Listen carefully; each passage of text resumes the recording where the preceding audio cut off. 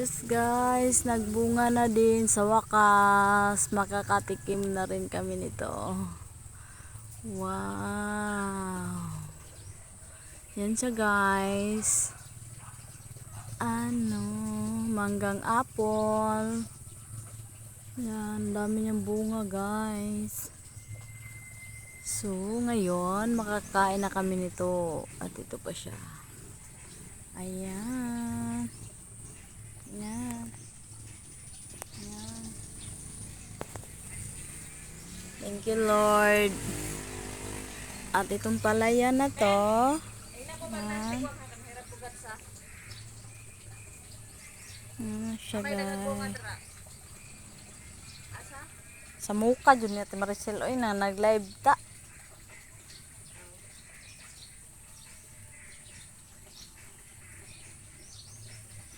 Ang dami na.